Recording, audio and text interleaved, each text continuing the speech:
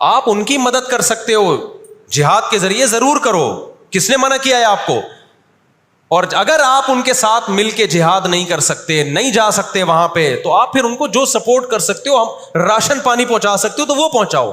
میں نے pocket welfare trust کا نام لیا نا, اس میں بھی لوگوں نے اعتراض کیا, لو بھائی ان کو راشن کی ضرورت تھوڑی ہے, ہمیں پتہ ہے راشن سے کام نہیں چلے گا, لیکن جو جہاد ہوگا تو وہاں جا کے ہوگا. یہاں بم پھاڑنا شروع کر دیے, اس سے اسرائیل کی صحت پہ کوئی فرق نہیں پڑے گا. اسرائیل پہلے ہی ان کی سازشوں سے لیبیا تباہ ہو چکا ہے, ایک مضبوط ریاست تھی, عراق کا بیڑا غرق کر دیا, اب وہ چاہتا ہے سعودی عرب کا بھی بیڑا غرق ہو, وہ چاہتا ہے پاکستان کا بھی بیڑا غرق ہو. تو ان بیڑا غرق ہونے سے جو آپ کی ٹوٹی پھوٹی رہی صحیح لنگڑی لولی حکومتیں, ان کی بھی ایسی کی تیسی ہو جائے گی.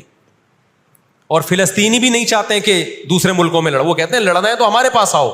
تو یہ اب جو دنیا جا رہی ہے نا جس طرف, ہو یہ رہا ہے. میں نے آپ کو قرآن کی آیت پیش کی تھی نا, وَكَذَلِكَ نُوَلِّي بَعْضَ الظَّالِمِينَ بَعْضًا, اللہ کہتے ہیں ہم بعض ظالموں کو بعضوں سے پٹواتے ہیں.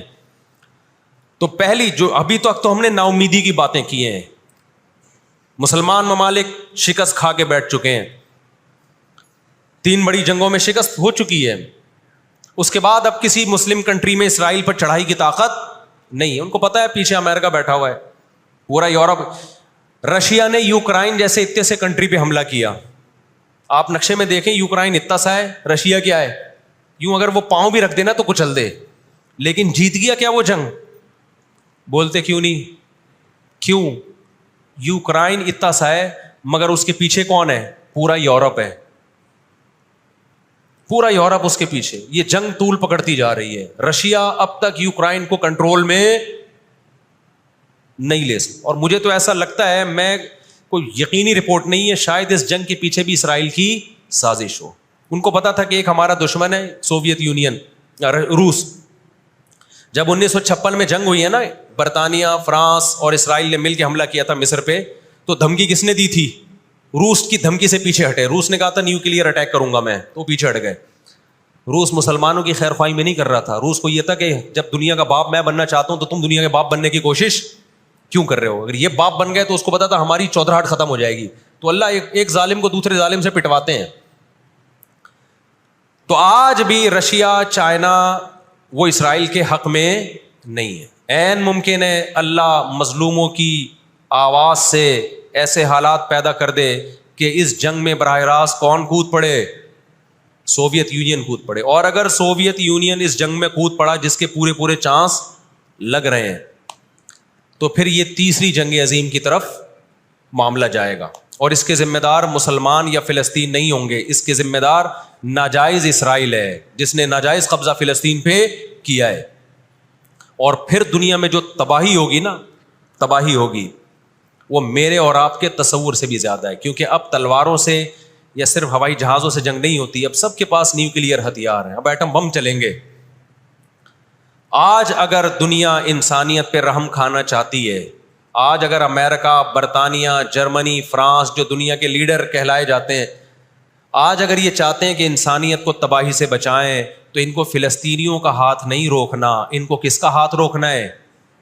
جو اصل ظالم ہے نا یہودی, اس کا ہاتھ روکنا ہے. فلسطینیوں کے پاس اپنے دفاع کا پورا اخلاقی حق بھی ہے, مذہبی حق بھی ہے, قانونی حق بھی ہے. تو آج اگر یہ اسرائیل کا ہاتھ زبردستی روک لیتے ہیں تو دنیا بڑی تباہی سے بچ جائے گی.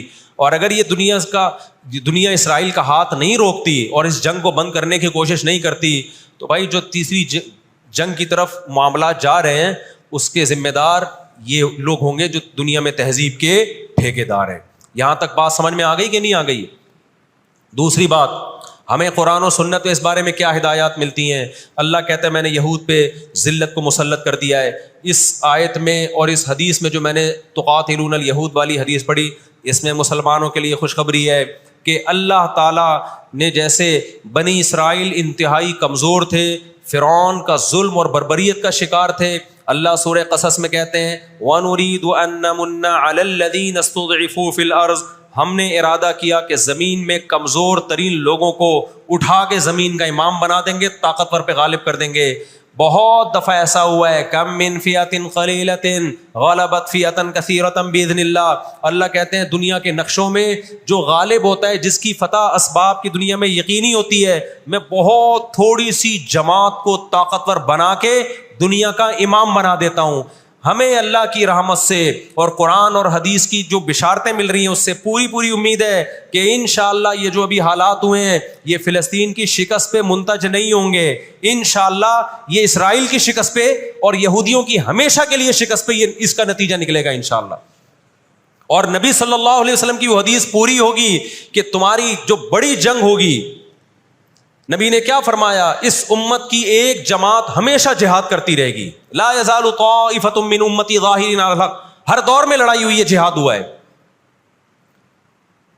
آپ اس ہسٹری اٹھا کے دیکھ، کہیں نہ کہیں جہاد ہمیشہ ہوتا رہا ہے.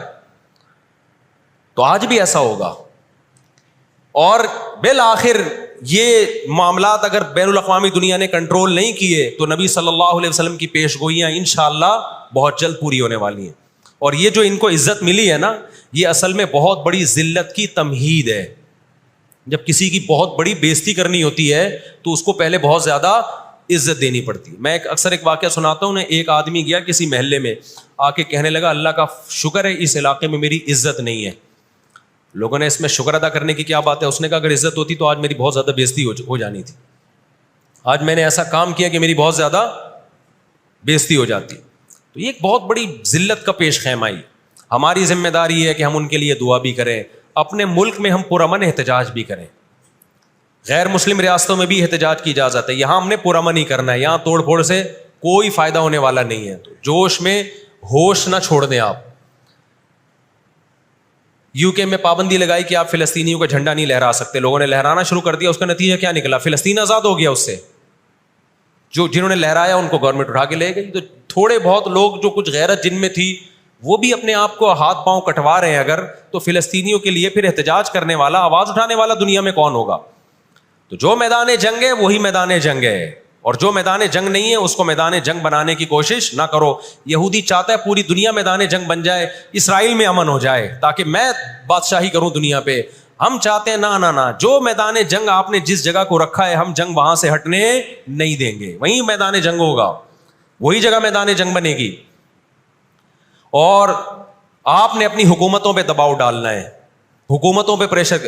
دیکھو اردن میں جب احتجاج ہوا ہے، اردن کا بادشاہ نے آ کے اسرائیل کے خلاف بیان دیا ہے. لوگ سمجھتے ہیں ان احتجاجوں سے کیا ہوگا، ان پرامن مظاہروں سے کیا ہوگا. ایسا نہیں ہے. ان پرامن مظاہروں سے حکومتوں پہ دباؤ پڑتا ہے. آپ جو کر سکتے ہیں وہ تو کریں نا، آپ جو کر سکتے ہیں وہ تو کریں. اور احتجاج اور مظاہروں کی کال سیاسی جماعتیں دیتی ہیں، مفتیان کرام نہیں دیتے. لوگ مجھے کہہ رہے ہیں آپ بلاؤ احتجاج کا دھرنا، ہم آئیں گے. مجھے پتہ ہے 4 آدمی بھی نہیں آئیں گے، 4 آدمی بھی نہیں آئیں گے ہمارے دھرنے پہ. یہ سیاسی جماعتوں کا کام، اور سیاسی جماعتیں بھی کر رہی ہیں، لیکن اور زیادہ کرنا چاہیے. حکومتوں کے کام ہوتے ہیں. سیاسی سطح پہ جو احتجاج جب گورنمنٹ لیول پہ ہوتا ہے وہ پاورفل احتجاج ہوتا ہے. اور حکومتیں احتجاج جب کرتی ہیں جب ان کو پبلک کا ڈر ہوتا ہے.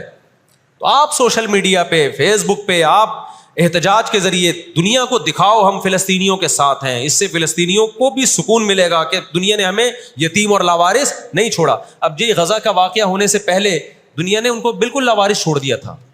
ساری دنیا اسرائیل سے، ہمارے ملک میں اسرائیل کو تسلیم کرنے اور اتحاد کی باتیں شروع ہو گئی تھی. اس جنگ کے بہت زیادہ نقصانات ہوئے ہیں، لیکن اس کا ایک فائدہ بھی یہ ہوا ہے کہ اسرائیل کا ایشو دوبارہ دنیا میں کھڑا ہو گیا ہے. اب اتنا آسان نہیں ہے اسرائیل کو تسلیم کرنا.